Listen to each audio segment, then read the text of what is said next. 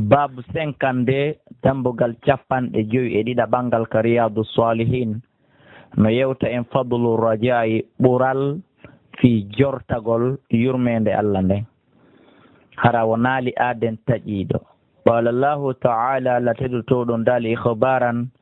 ka humpotugol anil abdi sali fi oɗo jiya ɗum moƴƴuɗo ko honno o hani wa'ude. daiman haray kanko ko fiɓi kon ka ɓernde makko ko o wi'ata kon ka hunduko makko ko wa ufawwidu amri min miɗo yowi fiyake on ilallah inna allaha basirum bil ibad. fa waqahu llahu allah subhanahu wa taala oɗo on o danday mo sayyi'ati ma makaru kala pewje bonɗe ko ɓeya fewji bimana ayɓe ɓen.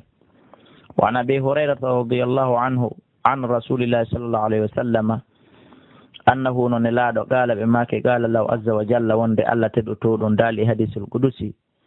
ana inda zonni abdi bi min miɗo woni kala ka jiyaɗan on sikkilanɗo.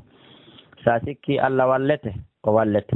sa sikki a luttirtani a luttirtani, sa sikki an ko ni luttirta ko ni luttirta. tawi a fiɓi ka ɓernde ma an a ɗaɓɓi hunde duuɓi 50 ma 50 ko a heɓali kon ila tagaɗa ha ɗo na ɗo e a mayude heɓata ko noon luttirta heɓata. sa sikki o wallete o wallete. wa ana min maahu miɗo wonde makko haythu yadkuruni tuma kala o janti inde an o andite fi an.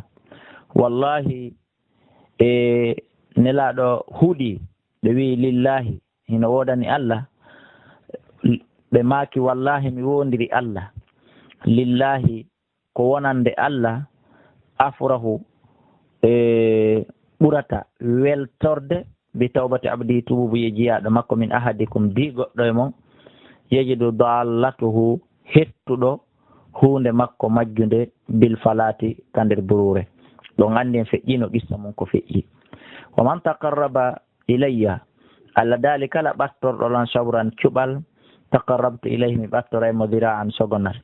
wa man taqarraba ilayya kala ɓattorɗolan dira'an sogonal taqarrabtu ilayhi mi ɓattoraymo ba'an kuulal ko ɗum woni embere darde. wa ida aqbala ilayya so fewtiti an yamsihimo seppa aqbaltu ilayhi mi fewtita e makko min o harwilu hara miɗo doga. muttafaqun alayhi wa hadha lafzu ihda riwayatu muslim ɗum ɗo ko konngol gotel e riwayaji imam muslim ɗinni. wa taqaddama feƴƴino sharhuhu e firugol oɗo hadis fil babi qabli e dambugal 50 en aditingal ngal. wa rawa wa ruwiya hino filla fi sahihain ka bukhari e ka muslim kan Allah daali wa ana ma'ahu min miɗo wonde makko hina yadhkuruni tumande o janti inde am bin nun sabu nuno. wa fi hadhihi riwaya woni e o filla yeɗo wi'egol haythu nokku ay bista'i sabu ɗeɗo oɗo sa'u wa kilahuma riwayaji ɗiɗi kala soyun hiɗi silli. wan jabir ibn abdillahi radiyallahu anhu annahu kanko sami annabiya onani annabajo Allah sallallahu alaihi wasallam qabla mawti ko adi ɓe fatade bi 3 ayamin balɗe tati ɓe mana 72 heures adi fatagol maɓɓe onani yaqulu hiɓe maka la yu'minu ahadukum goɗɗo e moɗon gomɗinta illa wa huwa sona hara kanko yuhsinu zanna himo moƴƴini sikke makko ɗen billahi ka Allah azza wa jalla. rawahu muslim. wa an anas ƴettama e anas radiyallahu anhu qala o maki sami'tu minani rasulullahi nelaɗo Allah sallallahu alayhi wa sallam yaqulu ɓe maka qala allahu ta'ala la teɗotoɗon daali yabuna adam innaka no an ma da'awtani e a noddatalan wa rajawtani jortoɗalan ɗuni tijjoɗalan ghafartu laka mi yaafama ala ma kana minka e dow konko woni immorde e maɗa wala ubali min mi hajaka. safi Allah subhanahu wa ta'ala dal kayo ɓiɗɗo adama ma da'awtani wa rajawtani kala konko nodduɗalan fi mum jortiɗalan fi mum ghafartu laka min mi yaafotoma ala ma kana minka e dow ɗi ellaji e bakkatuji wonɗi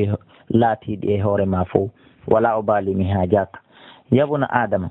law balagta hara hewti law balagat hara hewti dunubuka bakkatuji maɗin anana sama'i ka calɗi weeyo dow summa stagfartani refti insinani ɗala wallahi ghafartu laka mi yafotoma wala ubali mi hajaka. yabuna adama innaka no an law ataytani sa ardilan bi qurabil ardi leydi ndin tew takko leydi ndin tew khatayan bakkatu summa laqitani refti a tawilan ɗo la tushirku bi tawi a sirkanallan shay'an hay e hunde la ataytuka min kadi mi addante mi hawray e ma ɓe ɓurabi ha yeru ɓatto leydi ndin tew mahfiratan yaafuye rawahu tirmidi wa qala hadisun hasanun mi mana probléme on ko bonnugo ronka tubude ko ɗum woni probléme anana samayi heɓe firanden ko woni weeyo ngon calɗi ɗin ka weeyo bi fatil ayn saabu ayn waɗaɗo on poccal qila wi'ama huwa ma anna laka minha ko konko weeɓitanima immorde e weeyo ngo ay zahara konko feeñi ida rafata sa ɓantira asaga gite maɗa ɗen wa qila wiyama huwa sahabu ko ɗum ko duule ɗen qurabul ardi takko leydi ndin tew bi dammil qaf saabu ko qaf on waɗa kon tural wa qila wiyama kadi bi kasiri ha saabu waɗegol qaf on poccal ley inne qirabul ardi wa dammu kono ko waɗugol ngol tural asahu ɓuuri sellude wa sharku ɗum ɓuuri lollude wa huwa ɗum ma yuqaribu mil'aha ko konko ɓattoto hebbingol leydi ndi haysi ndi heewata wallahu alam ko Allah no woni ko andi haray darsu men babu 50 on ko ɗon ko gasi yiltuɗe rewtuɗen ɗum ɗo kadi ha faamen si feƴƴen wallahu a'la wa a'lam.